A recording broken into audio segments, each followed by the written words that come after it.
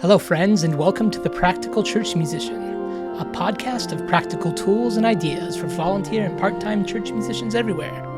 I'm Dr. Sam Fleming. Each week, we explore the real joys and challenges of serving as a church musician, whatever your denomination or background. From building your musical skills to managing the administrative side of a program, this show is here to support your growth and strengthen the work you do for your congregation. Thank you for being here today.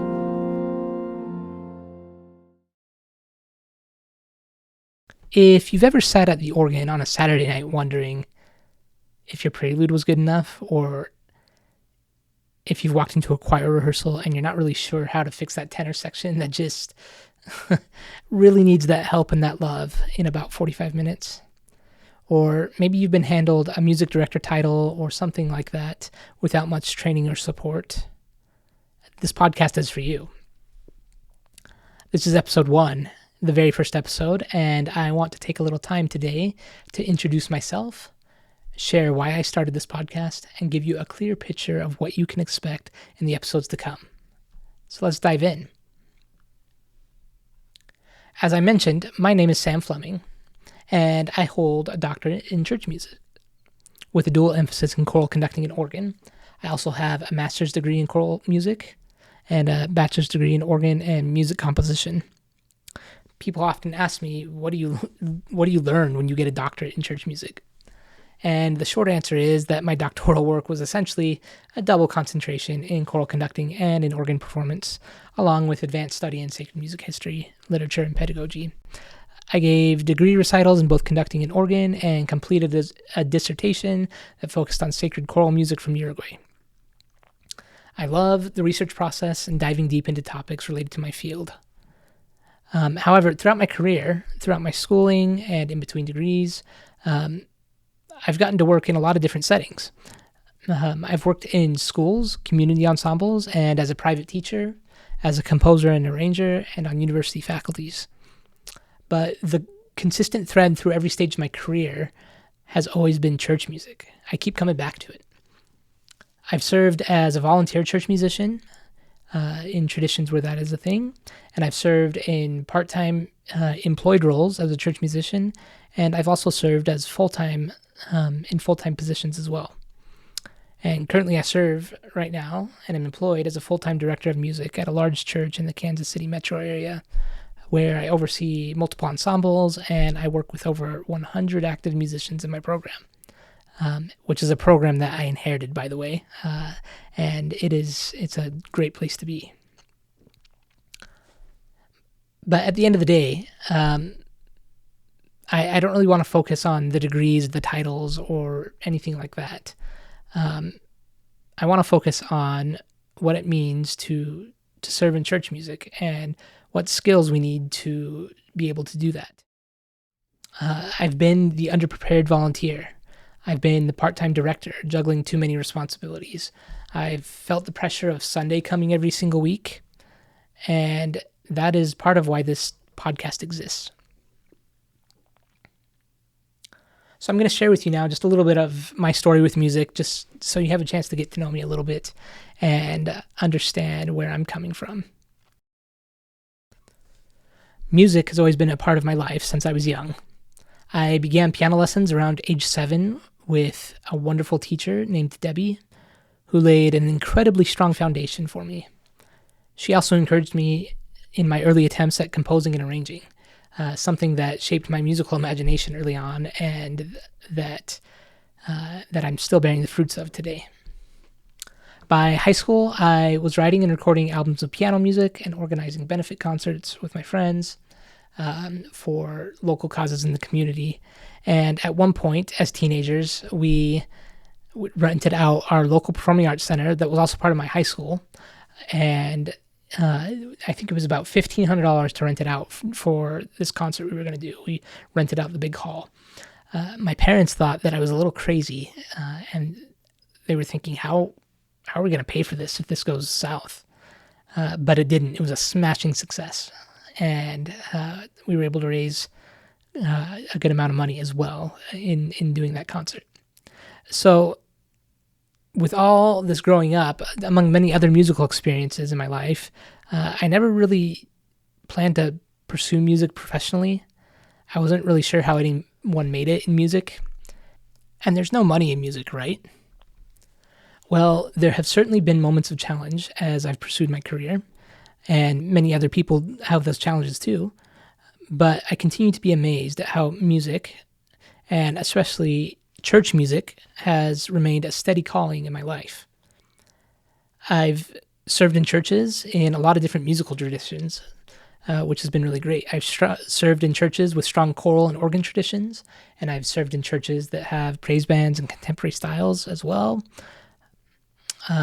I've learned that I have my own aesthetic preferences, of course, but I firmly believe that different music speaks to different people, and there's no single aesthetic that reaches every congregation or every person.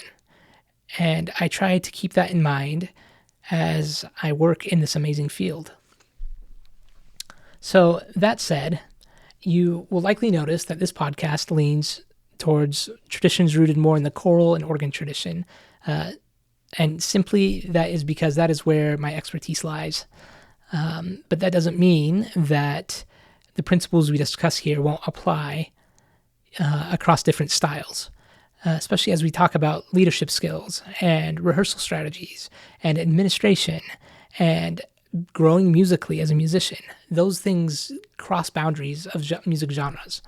And why should we silo ourselves into one genre of music anyway? So why start this podcast? Aren't there enough resources out there?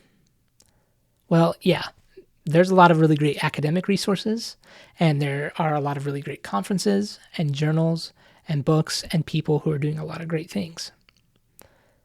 Over the years, though, I've repeatedly seen a gap. I've met a lot of church musicians, colleagues, friends, peers, and other people, some who have music training through formal degrees, and many who don't. And yet everyone is carrying this enormous responsibility of providing great music for our worship services with very little training or support. And I see people planning music weekly and leading rehearsals. Some of them are playing the piano or are learning the organ to better support their congregational singing. Maybe they're managing volunteers, organizing their music libraries, stretching their very small budgets or no budget at all to make things work. And frequently, they do it with little support or they're doing it alone. I wanted to create something that lives in the gap between high-level academic conversation and what we might call the Saturday night reality that most church musicians are living in. And so, this podcast exists to give you practical tools and not just abstract philosophy, though we may go there occasionally, who knows, that you can apply every single week. So if you're a volunteer musician, if you're part-time, if you're bivocational, if you are the flute player who moved to a new congregation and suddenly was asked to serve as a choir director, this podcast is especially for you. And if you happen to be a full-time working professional church musician, I hope you'll find encouragement and fresh ideas here as well.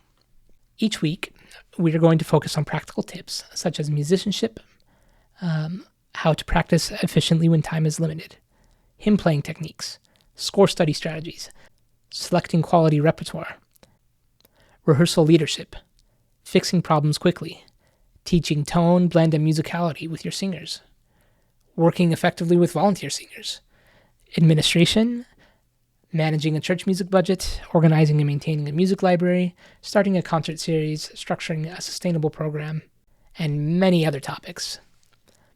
In addition to solo teaching episodes, I'll also be interviewing experienced church musicians, directors, organists, composers, other leaders, and I might even invite a few of you along the way who can offer practical wisdom from your own context. In future episodes, I'll also invite listener questions. So if there's a topic that you would like to be covered, you can connect with me through my website, thepracticalchurchmusician.com, or on Instagram at practicalchurchmusician. And those are the places that I actively monitor. My hope for this podcast is to release new episodes each week. And my goal is to provide consistent, reliable content that supports you and your ministry. I encourage you to subscribe on your favorite podcast platform so you're notified as soon as new episodes are released. And that consistency is important for me and for you. Before we close, I want to end this very first inaugural episode with a little bit of gratitude for the many church musicians, mentors, colleagues, friends, and family members who have shaped my thinking over the years and encouraged me to begin this project. This podcast exists because of countless conversations and shared experiences with people who love serving the church through music.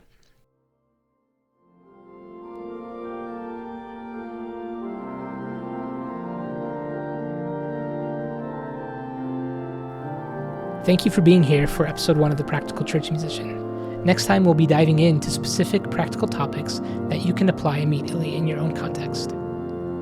So as we wrap up this episode, I invite you to join me next time as we explore a treasure trove of topics related to church music and service as a church musician.